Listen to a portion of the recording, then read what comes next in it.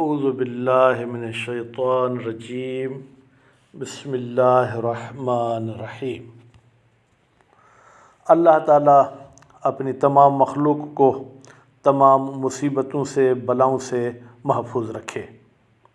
آج میں جس موضوع پہ مختصر گفتگو کروں گا وہ موضوع یہ ہے کہ انسانوں پر یہ مصیبتیں اور بلائیں اور یہ آفات کیوں نازل ہوتی ہیں، قرآن اور حدیث کی روشنی میں اس کے کیا اسباب ہیں۔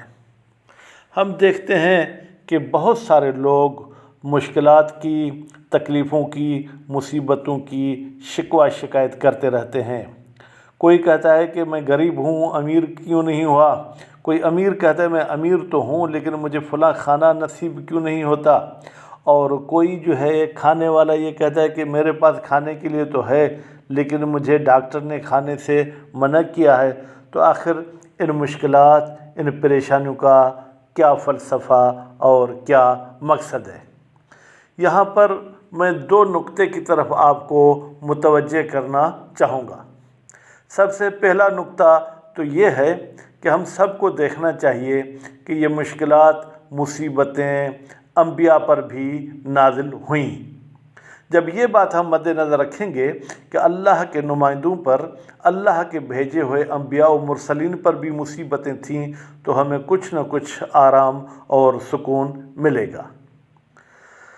اسی طریقے سے دوسری چیز جس کو ہم مد نظر رکھیں گے اور ہم دیکھیں گے وہ یہ ہے کہ اس دنیا میں جتنے انسان بھی کوئی ہدف، کوئی مقصد پانا چاہتے ہیں تو جس کا بڑا مقصد ہوتا ہے اس کو تکلیفیں زیادہ آتی ہیں۔ مثلا ہمارے بچے جو اسکول میں پڑھتے ہیں، ایک یہ کہتا ہے کہ میں اتنا پڑھوں لکھوں کہ اپنے کاروبار کو سنبھال سکوں، تو اس کو اتنے نہ امتحان دینے پڑتے ہیں، نہ اتنی جو ہے کیا ہے اس سے کوئی ٹیسٹیں دینی پڑتی ہیں۔ دوسرا بچہ ہے جو کہتا ہے کہ میں ڈاکٹر بننا چاہتا ہوں، انجینئر بننا چاہتا ہوں، تو ہم دیکھتے ہیں کہ وہ پہلے دن سے ہی محنت کرتے ہیں، یہاں تک کہ وہ 12 جماعت کے بعد پھر ایک سراسری ٹیسٹ دیتے ہیں جس میں پاس ہوئے تو ان کو میڈیکل میں، انجینئرنگ میں داخلہ دیا جاتا ہے، ورنہ داخلہ نہیں دیا جاتا۔ تو ان کی مشکلات اس بچے سے زیادہ ہوتی ہیں جو بچہ کہتا ہے کہ میں صرف لکھنا اور پڑھنا جانتا ہوں۔ تو اب جب ان دو مقدموں کو آپ نے مد نظر رکھا تو ابھی ہم قرآن اور کچھ احادیث کی طرف چلیں گے کہ آخر انسان پر یہ تکلیفیں کیوں ہوتی ہیں۔ تو اس کے بارے میں دو بڑے سبب ہمیں نظر آئے کہ یہ جو مصیبتیں نازل ہوتی ہیں، ان مصیبتوں کے ذریعے ہمارے گناہ معاف ہوتے ہیں اور گویا کہ ہماری پاکیزگی ہوتی ہے اور ہمارے گناہوں کا جو ہے یہ کفارہ ہے، اور ہم یہ اللہ تعالیٰ کی طرف سے مصیبت سمجھتے ہیں لیکن حقیقت میں یہ ہماری بہتری ہے۔ جیسے پرانے زمانے میں جو میلے کپڑے ہوتے تھے، دھوبی ان کو کیسے دھوتے تھے؟ اگر آپ لوگوں نے وہ پرانے زمانے کے دھوبی دیکھے ہوں تو لکڑی کی ایک چھڑی لیتے تھے، کپڑے کو بھگو کے رکھتے تھے، پھر اس چھڑی کے ساتھ اس کپڑے پہ مارتے تھے، یا کپڑے کو لپیٹ کے کسی تختے پہ مارتے تھے اور اس کو سٹکتے تھے تاکہ اس سے میل کچول نکل جائے۔ اسی طریقے سے ہم لوگ بھی جو ہے کیا ہے یہ مصیبتیں دیکھتے ہیں تاکہ آخرت کے عذاب سے بچ سکیں۔ جیسے مولا امیر المؤمنین علیہ الصلاۃ والسلام دعائے کمیل میں اپنے پروردگار کے ساتھ اس طریقے سے گفتگو کرتا ہے، الا ان ذالک بلاء و مکروہ، اے پروردگار یہ مصیبت تو ہے، یہ چیز ناپسند تو ہے لیکن قلیل مکثہ، یہ زیادہ دیر نہیں رہے گی۔ آج کل کی برساتوں میں پانی میں سب لوگ پھنسے ہوئے ہیں، لیکن میری عمر ابھی 50 سال ہے تو میں 50 دن تک پھنسا رہوں تو بھی گویا کہ زندگی کا 99% بلکہ اس سے بھی زیادہ میں آزاد رہا۔ تو مولا امیر بھی کہتے ہیں کہ یہ مصیبتیں ہیں جن کا اتنا زیادہ وقت نہیں رہے گا۔ یسیر بقاؤہ، جس کا باقی رہنا جو ہے کیا ہے وہ کم ہے، کثیر مدتہ، اور اس کی مدت بھی جو ہے وہ کم ہے۔ फ़कैफ़ एहतिमाली ले बला इल आखिरत, तो फिर ए परवरदिगार मैं आखिरत की बला को और मुसीबत को कैसे बर्दाश्त करूँगा। व जलील वक़ू इल मकारह, वहाँ की तो जो नापसंद चीज़ें हैं वो भी बहुत बड़े वाक़े होने वाली हैं। वो बलाउन ततूल मुद्दत हो व यदूम मकाम हो, ए परवरदिगार वो आखिरत वाली बला और मुसीबत ऐसी है जिसकी मुद्दत तूलानी होगी और वो हमेशगी वाली होगी। तो इस हवाले से हम देखते हैं कि ये मुसीबतें आती हैं ताकि हम आखिरत के मुसीबत से बच सकें। कोई फ़ारसी शायर भी कहता है, यक लहज़े दागम मी कशी, ऐ परवरदिगार कुछ देर के लिए तो मुझे परेशानी में ले जाते हैं वो, यकदम बेबागम मी कशी, और कुछ देर के बाद फिर मुझे बाग की तरफ ले जाते हो। ऐ परवरदिगार पीश चरा गम मी कशी तावाशवद चश्मान मन, मुझे क्यों गम की तरफ खींचते हो ताकि मेरी आँखें खुल जाएं। तो अब यहाँ हम महसूस करते हैं कि अल्लाह ताला ये जो मुसीबतें हम मुसीबत कहते हैं, तो ये हकीकत में हमारी ख़ताओं और हमारी जो है क्या है अपनी लग्ज़िशों और गुनाहों की वजह से है। और अल्लाह ताला ये मुसीबतें नाज़िल करके हमारे वो गुनाह माफ़ करता है।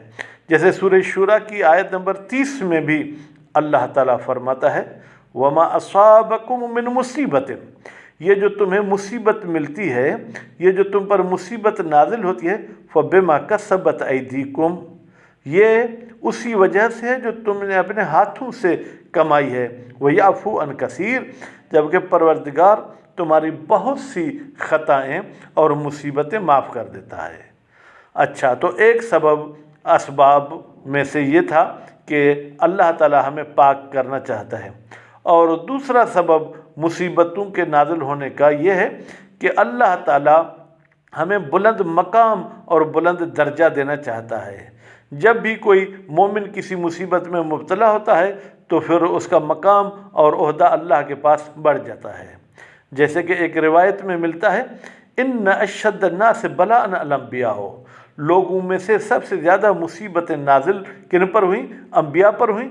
सुम्मा अल्लज़ीन यलूनहुम, फिर उन पर मुसीबतें नाजिल हुई जो अंबिया के करीब रहे। सुम्मल अमसल फल अमसल, फिर करीब से करीब तर पर मुसीबत ज़्यादा नाजिल होती रही। ये किताब उसूल काफ़ी में है, गालिबन जिल्द नंबर 2 है। और इसी तरीके से हम देखते हैं कि वो बंदा जो अल्लाह से दूर होता है उस पर इतनी मुसीबतें नाजिल नहीं होती हैं, जो अल्लाह के करीब होता है उस पर मुसीबतें नाजिल होती हैं। या जो दूर भी था मुसीबत नाजिल होती है ताकि अल्लाह के नज़दीक हो जाए। इस हवाले से अगर आप हज़रत यूसुफ़ अलैहिस्सलाम की ज़िंदगी को देखें, वो तो नबी था, उन्होंने कोई गलती नहीं की थी, लेकिन उनका मकाम बुलंद होने के लिए अल्लाह ताला की तरफ से गोया कि कितनी मुसीबतें उन पर नाजिल की गईं। पहले अपने रिश्तेदारों और वालिद से जुदाई, फिर भाइयों की तकलीफ़ें, फिर उनको बाज़ार में एक बंदे के उन्वान से बेचा जाना, फिर उनका जेल में जाना, और फिर इसी तरीके से मुख्तलिफ जो है क्या है परेशानी में होना। और इस तमाम मुसीबतों में नाज़िल होने के बाद फिर वो मिस्र के मखलूक के लिए कैसे जो है क्या है वो फ़ायदेमंद साबित हुए कि उनकी वजह से बहुत सारों पर नेमतें नाज़िल हुईं। तो इसी तरीके से ये मुसीबतें आती हैं तो हमें बहरहाल अपने परवरदिगार के बारगाह को छोड़ना नहीं चाहिए।